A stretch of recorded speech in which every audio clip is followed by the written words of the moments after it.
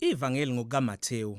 Kwividiyo yokuqala sibonile ukuthi uMathewu umethula kanjani uJesu njengomesiya wohla lwenzalo kaDavide, nanjengomfundisi onegunya njengoMose, futhi engu-Emmanuel, okungukuthi ngesiHebheru uNkulunkulu unathi.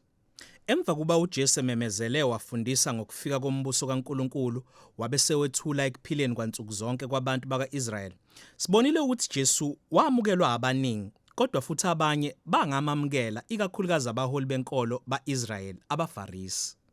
Ngakho-ke umbuzo omkhulu uthi, ngabe lokhu kushayisana okuphakathi kwabaholi bakwa-Israyeli noJesu kuzophela kanjani? Ingxenye enkulu elandelayo, isahluko se-11 kuya kwama-20, ibheka konke ukulindela okunhlobonhlobo abanakho ngoMesiya. uJesu uyaqhubeka uphulukisa abantu abagulayo, kabili wenza izimangaliso, uhlinzeka izixuku ngokudla ehlane.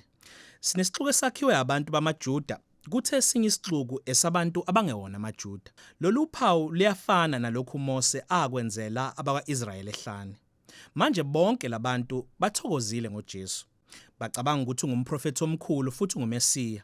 Ngaphandle kwabaholi benkolo, umbono wabo ngomesiya wakhelwe phezu kwezindima ezifanayo namaHubo 2 okanye uDaniel 2, ezingomesiya oyiqhawe ozokhulula uIsrayeli anqobe abacindezeli bezizwe. Ngokwabo bambona uJesu engumfundisi wamanga ngokwenza izimangaliso zokuhlambalaza ngaye. Lana kunezindaba ngabo banyusa izinga ekumelaneni noJesu nasekwakheni icebo lokumbulala. Ekuphenduleni, uJesu uyamonyuka waseqala efundisa abasondelene kakhulu kuye, abafundi bakhe, ukuthi kusho ukuthini kuye ukuba umesiya kaIsrayeli, ngoba kukhona lokho noma ubani akulindele. uJesu ubuza abafundi bakhe esahlukweni se-16 ukuthi, nina-ke nithi ngingubani na? Kubukeka sengathi uPetru vela nempendulo efanele. Uthi, wena ungumesiya, indodana kaNkulunkulu ophilayo. Kodwa kuyacaca ukuthi uPetru ucabanga ngenkosi ezobusa ngokunqoba ngamandla empi. uJesu sephonsela uPetru inselelo, uthi yebo, ngizoba inkosi, kodwa ngendlela ehlukile. Useyaqala uJesu uyafundisa ngezindikimba ezitholakala kumprofethi uIsaya, owathi inkosi uMesiya uza kuhlushwa afele izono zabantu bakhe. uJesu wazimisa yena uqobo njengenkosi uMesiya obusayo ngokuba inceku futhi ozobeka phansi ukuphila kwakhe ngenxa kaIsrayeli nezizwe. uPetru nabafundi banokungaqondi kahle. Ngakho uJesu usengena engxenyeni yesine yokufundisa, elandelwa uhla lwezifundiso emva kwalokho. Zonke zimayelana nokubheka phansi kwemvelo yombuso wobumesiya bukaJesu, okuphendula yonke indlela yethu yesimo sokuziphatha. Emphakathini wenkosi eyinceku, ufumana ukuhlonishwa ngokukhonza abanye, esikhundleni sokufumana impindiselo. Uyathethelela futhi wenza okuhle ezitheni zakho. Futhi embusweni kaJesu ufumana ingcebo yeqiniso ngokunikela ngengcebo yakho kwabampofu. Ukulandela uMesiya oyinceku kubiza ukuthi ube yinceku nawe. Engxenyeni elandelayo sibuka imibuso emibili ishayisana, umbuso kaJesu nalowo wabaholi bakwa-Israyeli.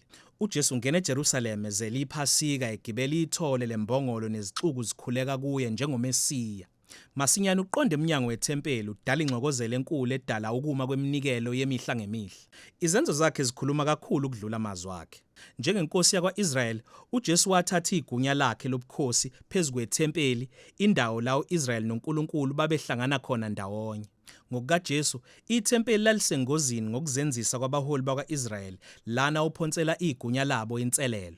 Ngokwenjwayelo, banengwa kakhulu, base beqala ukumakhela uzungu uJesu ngenkulumo mpikiswano ukuze bamhlaze emphakathini, bahluleka, base benquma ukubabulawe. Ekunaneleni, uJesu wathula ingxenye yakhe yokugcina yokufundisa. Uqala ngokugxeka ngothando abaFarisi ekuzenziseni kwabo, wabe esekhalela iJerusalema ngokulahla kwalo uNkulunkulu nombuso wakhe. uJesu wamonyuka nabafundi, uqala ukubatshela ngalokho okuzokwenzeka. Wayezobulawa yilaba baholi, kodwa ngokwenza njalo bazimbela bona igodi, ngokuba esikhundleni sokuba bamukela indlela kaJesu yombuso onokuthula, bakhetha ukuvukela iRoma, ngalokho iJerusalema kanye nethempeli kuzobhujiswa. Kodwa uJesu uthi lokho akukhona ukuphela kwendaba. Uzokufakazela emva kokufa kwakhe ngokuvuka kwakhe. Ngelinye ilanga uzobuya ukwakha umbuso wakhe phezu kwezizwe zonke. Ngakho kwamanje abafundi kumele bahlale beqaphile, bazinikele ekumemezeleni uJesu nombuso wakhe nokusabalalisa izindaba ezinhle. Nakho konke lokhu kukhala ezindlebeni zabafundi, indaba ifika kuvuthondaba. Ngalobo busuku uJesu uthatha abafundi eceleni, wathokozela isidlo sePhasika nabo. iPhasika lilandisa kabusha indaba yokukhululwa kuka-Israyeli ebugqilini ngokufa kwemvu yePhasika. Emva kwalokho uJesu kulesidlo unikeza uphawu olusha esinkweni nakwiwayini ebakhombisa ukuthi ukufa kwakhe kuza kuba umhlatshelo wokuhlenga abantu bakhe ebugqilini besono nobubi. Emva kwesidlo uJesu yaboshwa. Kuqulwa icala phambi kweSanhedrina, umkhandlu wabaholi bamaJuda, basilahla isimangalo sakhe sokuthi unguMesiya. Bambeka icala lokuhlambalaza uNkulunkulu. uJesu ulethwa phambi kombusi waseRoma uPilato, yena okholwa ukuthi uJesu akanacala, kodwa ngenxa yengcindezi yabaholi bamaJuda umnika isigwebo sokufa ngokuphanyeka. uJesu uholwa amabutho amaRoma wabethelwa. Manje uzoqaphela ukuthi kule ngxenye, njengoba uMathewu enzile ezahlukweni avule ngazo, wenyusa inani lezinkomba zeTestamente elidala. Uzama ukubonisa ukuthi ukufa kukaJesu kwakungesona isigemegeme noma ukwehluleka. Okunalokho kwakungugcwaliseka kwezithembiso zonke zaprofetho. uJesu weza njengomesiya oyinceku akhulume ngayo Isaya.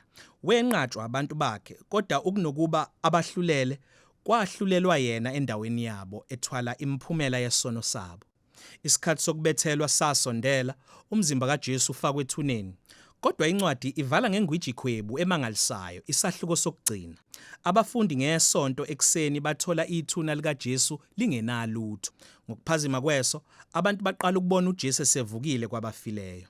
Incwadi ivala ngoJesu ovukile, enikeza isifundo sokugcina esibizwa ngomyalo omkhulu. uJesu uthi yena manje uyinkosi yeqiniso yomhlaba. Manje uthumela abafundi bakhe ezizweni zonke nezindaba ezinhle zokuthi uJesu uyinkosi, nokuthi noma ubani angaba ingxenye yombuso wakhe ngokuba abhabhathiswe, alandele izifundiso zakhe. Nokunanela okukhomba egameni lakhe Immanuel, uNkulunkulu unathi. Kusuka esahlukweni sokuqala amazwi okugcina kaJesu kubafundi bakhe encwadini athi, ngizakuba nani. Isithembiso sikaJesu manje kuze kube sekubuyeni kwakhe kokugcina. Leli ivangeli ngokukaMathewu.